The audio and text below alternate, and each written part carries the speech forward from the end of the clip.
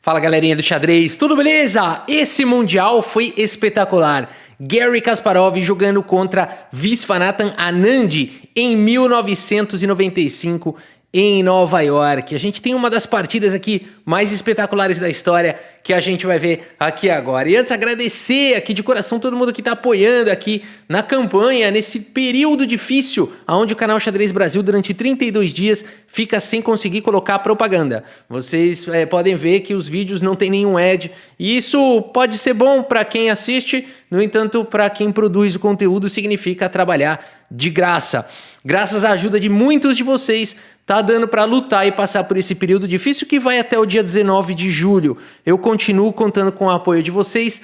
No final do vídeo eu vou agradecer os apoiadores aí do dia um por um, tá bom? Muito obrigado a quem vem ajudando aqui o canal. Continuamos precisando de ajuda.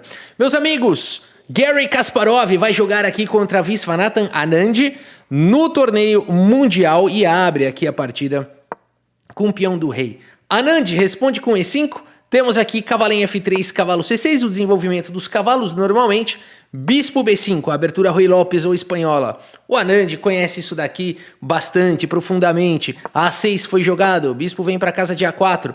Cavalo em F6 atacando o peão central. Garry Kasparov não liga para material nesse momento, faz o roque e coloca o rei em segurança. E o Anand captura o peão, coleta a madeira, coloca no bolso. Garry Kasparov segue com D4. Até aqui o Anand também conhece muito bem. Joga com B5, o bispo atacado sai e agora D5 faz a proteção do cavalo, faz aqui o bloqueio aqui do bispo de casas claras. Seguimos com o peão toma e aqui bispo em E6 trazendo o suporte do peão central. Por enquanto, linha de teoria, eles não gastaram nenhum miolo aqui para jogar até agora, tá? Eles já têm tudo isso treinado. E aqui o Kasparov segue com o cavalo de bem D2, o Anand volta o cavalo para casa de C5, bispo atacado, C3 foi jogado. É possível capturar o bispo, mas o Anand preferiu jogar aqui com D4. Temos o lance cavalo G5 agora pelo Garry Kasparov e começa toda a confusão aqui da partida, né? Aqui é possível capturar esse cavalo, você pode estar olhando isso agora, né? Você fala, pô, mas pega esse cavalo aí. É possível jogar dama por cavalo, não seguiu assim na partida. Mas vamos entender esse lance do Kasparov. Por que ele entregou uma peça à toa, né?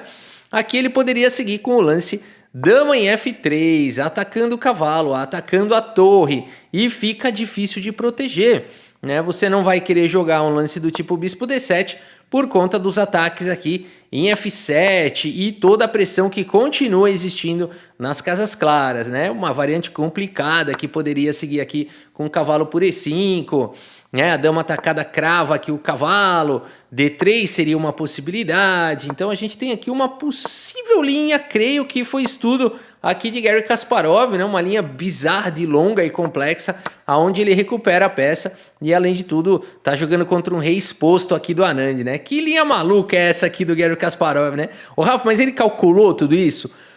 Aqui ainda pode ser que sim, mas Garry Kasparov também era conhecido por seus preparos ferozes e profundos e violentos, né? Então ainda pode ser um preparo de abertura aqui do Garry Kasparov. E o Anand foi pro melhor lance da posição. O Anand também tá ligado em tudo. Não capturou o cavalo, capturou o peão, mantém os dois cavalos agora atacados. E agora, Garry Kasparov? Cavalo por E6, o único lance da posição, atacando aqui a dama. F por E6, recupera o material. B por C3 e aqui dama D3 foi jogado. Kasparov segue com o lance bispo C2, entregando o peão de C3 e agora o Anand tem um peão a mais. Será que o Garry Kasparov tem compensação? Porque além de tudo, a torre está atacada. Garry vai para um lance que surpreende a todos aqui. Ele vai para um lance que choca aqui o Anand, choca o mundo, como diria meu amigo Rafael Chess, não é isso? E aqui então, ele vai para um lance que choca o planeta. Aqui com esse lance cavalo B3, meus amigos. Cavalo B3, você fala, ok, esse lance desenvolve o cavalo, protege a torre, mas é só tomar. E é exatamente o que faz o Anand. Então, agora, vale dizer que esse cavalo B3 não foi uma ideia do Kasparov. Esse lance já havia sido jogado aqui pelo grande mestre Ian Rogers, tá? Perdão. O grande mestre australiano Ian Rogers, numa conferência após esse jogo, ele disse que existe uma partida de correspondência na história do xadrez entre Berg e Neverstedt em 1990, que teve essa continuação. Quer dizer, os caras, tem base de dados, tem tudo, né? Então, será que o Garry Kasparov estudou essa partida por correspondência dos jogadores em 1990 para tirar essa ideia? Ou será que ele foi para essa ideia que calculou tudo no tabuleiro, né? Difícil de acreditar que não tenha um estudo por trás disso, porque a ideia é muito profunda. Cavalo por B3 foi jogado e agora bispo por B3, recuperando a peça, entregando a torre limpa aqui pro Anand. E o Anand segue com o melhor lance da posição. Esses caras são extraterrestres, né? Dama por A1 direto poderia ter problemas após a dama H5 com cheque, G6 cobrindo e dama F3, atacando a casa de F6, atacando a casa de C6, atacando a casa de A8. E as pretas não tem como defender tudo isso, né? Bizarra essa continuação do Garry Kasparov, e as engines dão realmente como uma pequena vantagem aqui para as brancas, né? Que partida maluca, cara! Então, o Anand, percebendo essa ideia, segue com o cavalo D4, o melhor lance da posição. Garry Kasparov vai para o único lance da posição, dama G4, entregando a torre cheia. E aqui o Anand coleta a madeira, coloca no bolso, ele já tem um peão e uma torre a mais contra Garry Kasparov no Mundial aqui. Que loucura de partida, hein? Isso aqui que é Mundial, hein? É isso aqui que a gente queria ter visto entre o Carlsen e o Caruana, né? Foi longe disso, mas passou longe o match entre eles, né? Empatava tudo todo dia. Agora é o seguinte, meus amigos. Garry contra Anand. Agressivo, tem um peão a menos, tem uma torre a menos, mas tá cerrando os dentes. Segue com bispo por E6 aqui indo pro ataque. Você fala, cara, mas isso não é compensação suficiente. O problema todo é que você não pode capturar. Cavalo por E6 seria um erro terrível, porque nessa situação aqui, o que você vai fazer? Cobrir de bispo, vai levar bispo G5, por exemplo, né? E não tem como defender a posição. E fora isso, o rei D8 tá levando sequência de mate. Então, que sequência profunda aqui do Garry Kasparov. O Anand segue mais uma vez com o melhor lance da posição. Cara, inacreditável. Os caras estão fazendo lance de engine até agora, numa coisa complicadíssima. E agora as brancas só tem um lance bom. Só tem um. Será que você consegue encontrar? Se você quiser dar pause nessa posição e tentar encontrar o lance do Garry, vale a pena. Ele tem uma torre a menos aqui. E eu espero que você tenha encontrado aqui esse lance mesmo, né? Bispo aqui em H6, galera. Que é isso, né? Abrindo um ataque para cima da dama, um ataque descoberto, colocando pressão em G7. Notem que não vale a pena jogar um lance do tipo dama por torre, capturar aqui o bispo. Fala, puxa, que legal, tá levando mate em 2, tá levando mate aqui, cara. É muito surreal essa partida. As poucas peças que estão atacando o rei aqui, ó, são suficientes para dar checkmate, né? Que coisa maluca que é essa combinação aqui do Garry Kasparov, muito única, né? Um negócio assim, cara, se não fosse por isso não dava para jogar bispo H6, né? Não fosse por esse peão aqui em E5. A partida segue com dama C3, um dos melhores lances. O computador fala que dama B2 seria um pouquinho superior, né? Aí já não acertou mais o lance da engine agora. O Anand, será que ele vai ser castigado por isso? Muito bem, a partida segue com o lance... notem outra sequência aqui que eu não comentei, né? Aqui, se capturar direto o bispo, também tá levando checkmate da mesma maneira. Por isso, meus amigos, dama C3 foi jogado pelo Anand, saindo do ataque aqui da torre. Garry Kasparov segue com o lance bispo por G7, capturando mais um peão e, mais do que isso, eliminando o protetor da casa de G6. A posição é perigosa demais.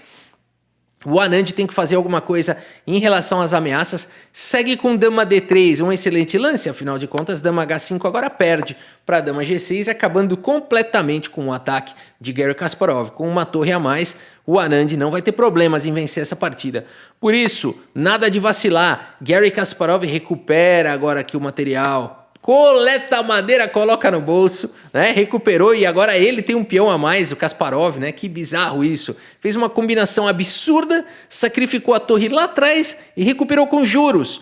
A partida segue com dama G6, ou seja, o Anand sobreviveu aos ataques do Garry Kasparov. No entanto, com um final pior, porque bispo F6 foi jogado agora, cortando a conexão do ataque aqui para cima do bispo, atacando a torre.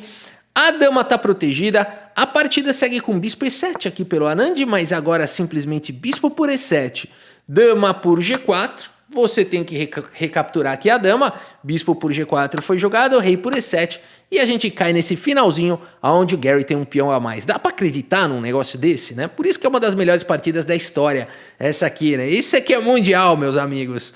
A partida agora segue o jogo, agora o Gary vai tentar converter esse final com um peão a mais, o que é bem difícil porque o Anand tem uma maioria de 3 contra 1 na ala da dama, que pode ser bastante perigosa. Torre C1, único lance. C6 foi jogado, protege o peão, impediu, né, o lance C5. E agora F4, super protegendo o peão central. A5 dispara com a maioria. O rei tenta chegar a 4, os peões não perdem tempo. O rei vai tentando encostar, B4 disparando. Bispo chega para defender, bispo D1 foi jogado aqui pelo Kasparov. É possível jogar com B3, o Anand preferiu jogar com o lance A3. E agora Gary segue com a sua maioria de 4 contra 1 aqui na ala do rei. A partida tá pegando fogo, Viswanathan Anand segue com torre D5, o tigre de Madras tenta parar o avanço do peão de F. Torre C4 foi jogado, ataca o cavalo, ataca o peão, C5 protege as duas coisas, e aqui rei E4 dá um totó aí no rei, né? Não adianta tentar defender a torre aqui, dá um totó na torre, né? Não adianta tentar defender a torre com o rei por conta de F5 cheque, jogando o rei para longe e tá caindo muito material. Por isso, o Anand agora não consegue defender todo o seu exército, vai cair o peão aqui de C5, a torre está atacada, tem que sair daí, a torre volta, cai o peão de C5 e agora cavalo em E6. Abre um ataque descoberto para cima do bispo, abre um ataque para cima da torre. E agora, Gary Kasparov, torre D5, o único lance da posição. Torre C8 foi jogado, o Anand pelo menos ganha espaço para jogar com a sua torre. Kaspa segue com F5, cavalo atacado. Torre C4 com cheque, o rei sai para casa de E3, também seria possível rei D3. Gary preferiu E3, imune a ataques do cavalo. A partida segue com o cavalo C5 e agora G5. Olha esse batalhão, cara, inacreditável. Aqui a gente poderia pensar num avanço do peão, mas não é possível, a casa está muito bem controlada. Gary Kasparov conseguiu absolutamente parar aqui os peões do Anand.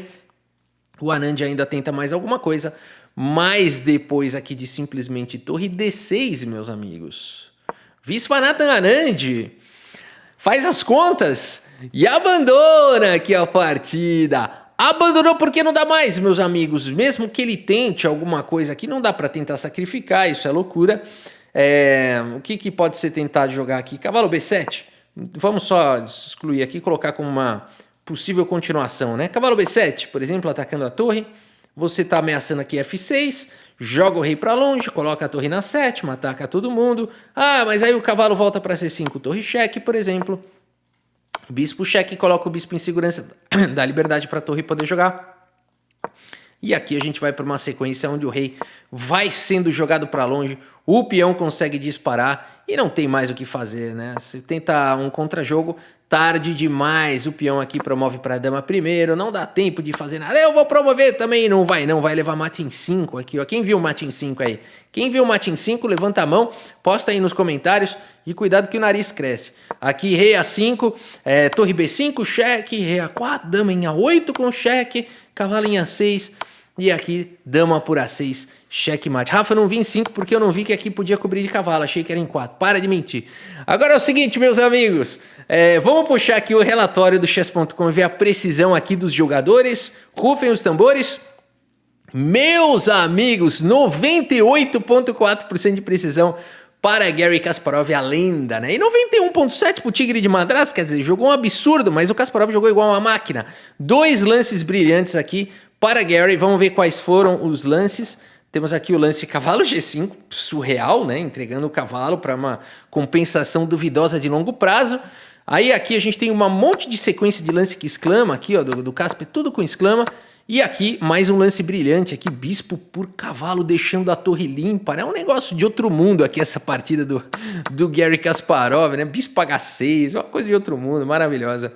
Meus amigos, é isso. Espero que vocês tenham gostado. E aqui eu quero agradecer, portanto, individualmente a cada um de vocês que apoiaram. Quem quiser apoiar aqui o canal, as possibilidades de apoio estão aqui na descrição do vídeo, tá bom? Seja aqui a campanha ou outras formas de você ajudar aqui o canal.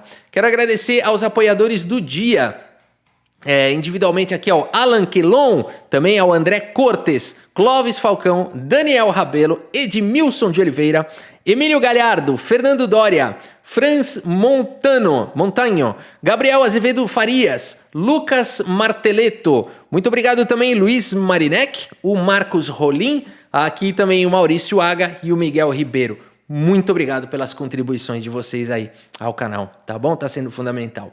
Meus amigos, é isso. Espero que vocês tenham gostado aqui da partida e do vídeo. Muito obrigado pela sua audiência. Um grande abraço para todos vocês e até a próxima. Valeu!